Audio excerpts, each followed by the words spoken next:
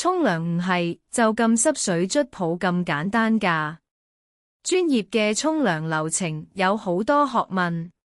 第一款，專業雙重洗毛法。第一次洗走表面污垢，第二次先係深層清潔。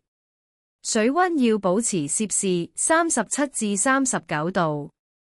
第二款，洗毛水一定要先稀釋，直接倒落99新度會太濃，用稀釋瓶1:5或者1.10分嘅比例稀釋咗先，均勻好多。第三款，護毛素係唔少得嘅步驟。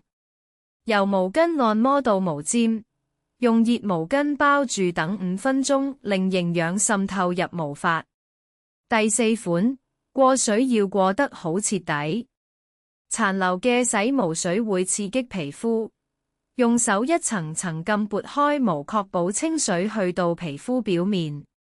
第五款，唔同情況用唔同洗毛水，蓬鬆型、美白型、保濕型、藥性型。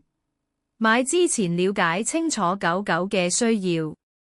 第六款，吹毛係成個過程最花時間嘅一步，用坐地吹風機一邊吹一邊用針梳拉直毛髮，出嚟先會蓬鬆靚仔。